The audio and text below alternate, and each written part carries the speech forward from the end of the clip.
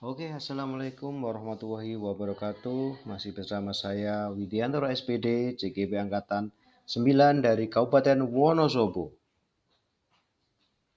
Saya adalah Kepala SMP Negeri 4 Kalikajar, Kabupaten Wonosobo. Pada kesempatan ini, saya akan menyampaikan materi tentang koneksi antar materi modul 2.1, yaitu pembelajaran berdiferensiasi. Koneksi antar materi modul 2.1 merupakan simpulan dari apa yang dimaksud dengan pembelajaran berdiferensiasi. Yang kedua, bagaimana dapat diterapkan di kelas. Kemudian yang ketiga, bagaimana pembelajaran berdiferensi dapat memenuhi kebutuhan belajar murid dan membantu mencapai hasil yang optimal. Yang keempat, penjelasan keterkaitan antar materi dalam modul ini dengan modul lain di program pendidikan guru penggerak.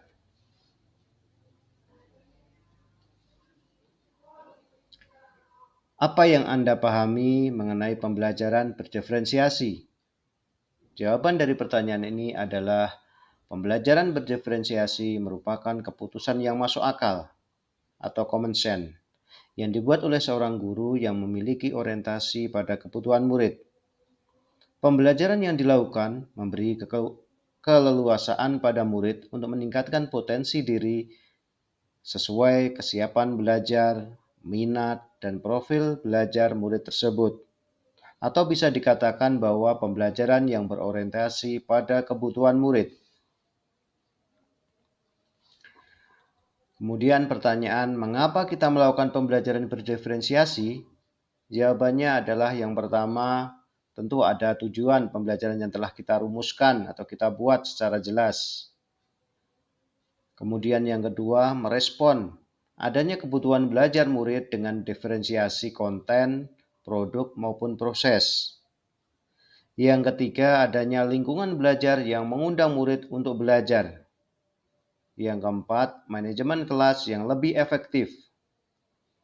Yang kelima, penilaian berkelanjutan atau ongoing assessment. Yang keenam, memetakan kebutuhan belajar berdasarkan kesiapan belajar, minat, dan profil dari murid. Yang ketujuh, tentunya adalah menciptakan suasana belajar yang kolaboratif dan positif. Kemudian, apa saja strategi pembelajaran berdiferensiasi yang dapat dilaksanakan? Pada kesempatan ini ada 3 pembelajaran diferensiasi yang dapat kita lakukan, yaitu yang pertama diferensiasi konten, yang kedua diferensiasi proses, dan yang ketiga diferensiasi produk. Penjelasannya sebagai berikut.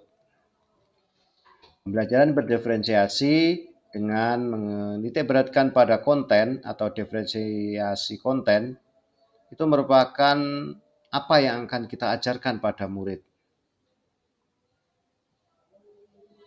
Atau bisa dikatakan bahwa mendiferensiasikan materi pembelajaran kepada murid berdasar kebutuhan, kemudian dilihat dari kesiapan murid secara konkret atau abstrak, minat belajar murid dengan mempersiapkan topik atau materi sesuai minat murid, profil belajar siswa, sesuai gaya belajar, audio atau visual atau kinestetik.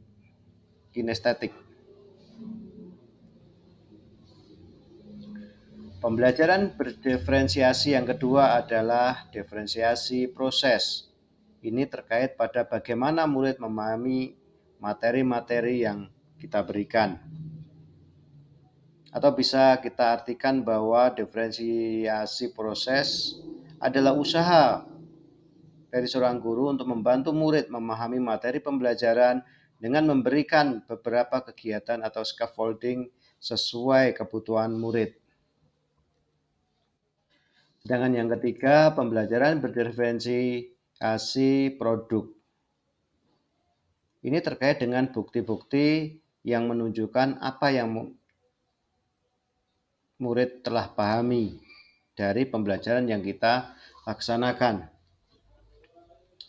Produk bisa berupa tagihan-tagihan atau hasil yang diharapkan dari murid setelah proses pembelajaran selesai, atau bisa juga pada saat pembelajaran, baik berupa hasil tes, presentasi, atau diskusi. Bisa juga pertunjukan pidato, diagram, dan lainnya yang mencerminkan pemahaman murid dari tujuan yang diharapkan dalam pembelajaran. Kemudian bagaimanakah langkah-langkah menerapkan pembelajaran berdiferensiasi di kelas?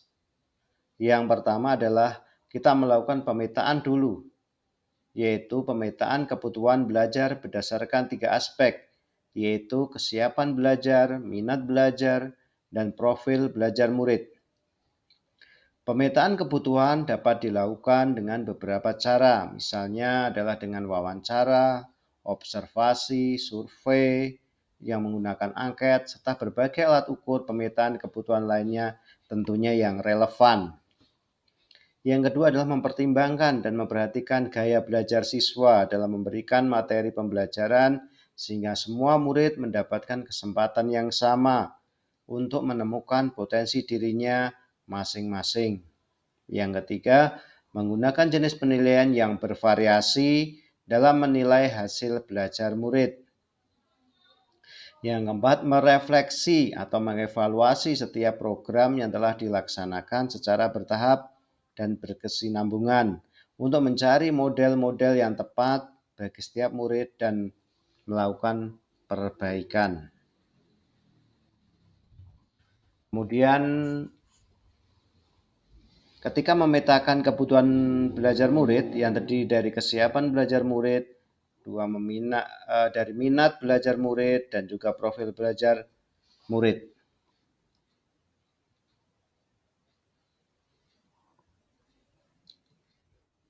Dari kesiapan belajar murid atau yang pertama, kesiapan belajar atau readiness adalah kapasitas untuk mempelajari materi yang baru.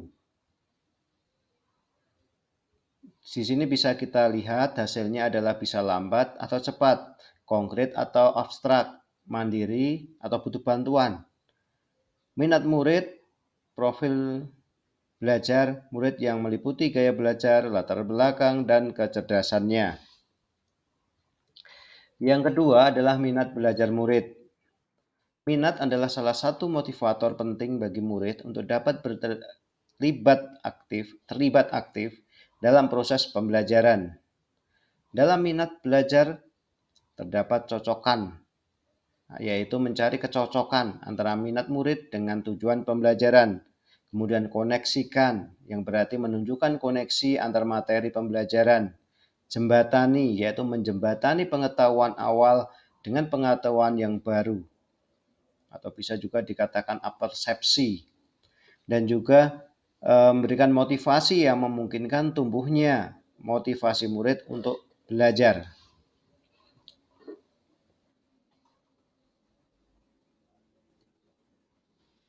Yang ketiga adalah profil belajar murid.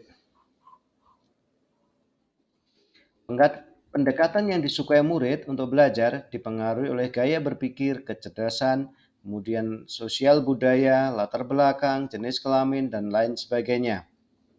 Gaya belajar murid dapat berupa visual, yaitu belajar dengan melihat, auditori, belajar dengan mendengarkan, kinestetik, yaitu belajar sambil melakukan, kecerdasan majemuk atau multi intelligence, visual spasial, musical bodily, kinestetik, logik, matematika. Namun kebanyakan dari siswa atau guru juga akan hanya menyimpulkan 3 saja atau membuat 3 kategori, yaitu visual, auditori, kemudian kinestetik. Itu yang sering dipakai oleh Bapak Ibu guru. Kemudian koneksi antar materi. Pembelajaran berdiferensiasi kaitannya dengan filosofi pendidikan KHD. Filosofi pembelajaran KHD menegaskan bahwa pendidikan harus berpihak pada murid dan menuntunnya sesuai kodrat alam dan zaman, sesuai perkembangannya minat, bakat, dan potensi anak. Hal ini sangat selaras dengan pembelajaran berdiferensiasi, di mana pembelajaran berorientasi kepada kebutuhan murid dan memberikan pembelajaran kepada anak dengan cara yang memetakan kebutuhan murid sesuai kesiapan belajar, minat belajar, dan profil belajar dari anak atau murid.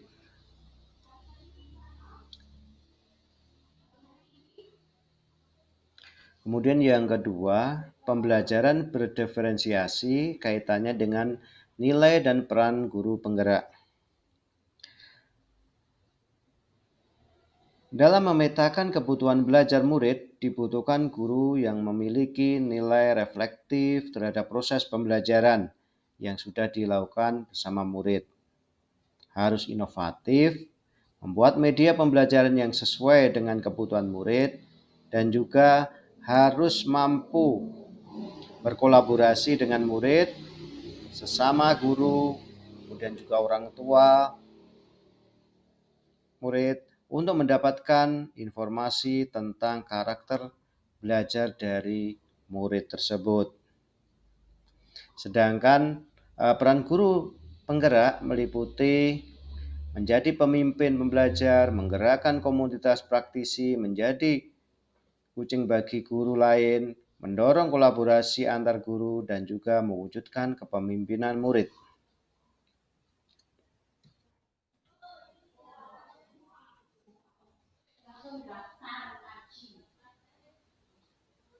Setting pembelajaran berdiferensiasi kaitannya dengan visi guru penggerak.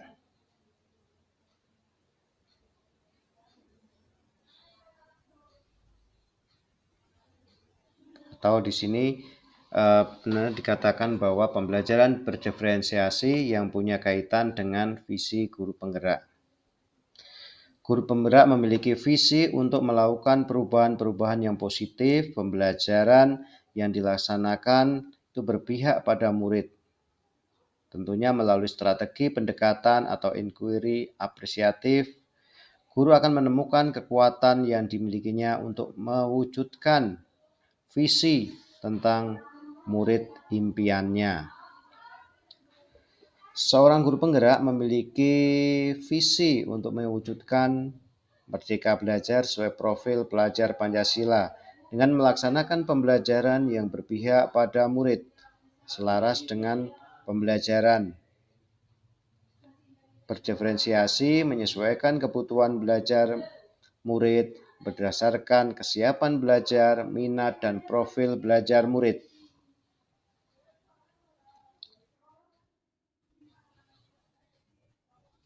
Kemudian kaitan pembelajaran berdiferensiasi dengan budaya positif.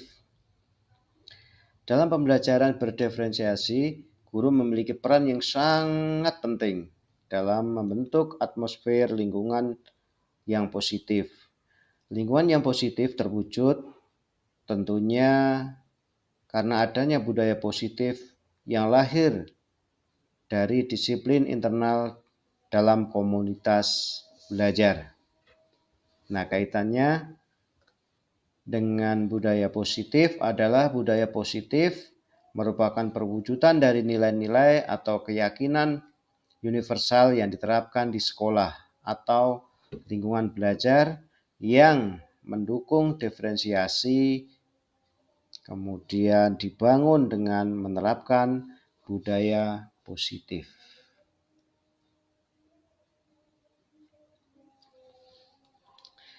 Demikianlah yang saya sampaikan tentang koneksi antar materi 2.1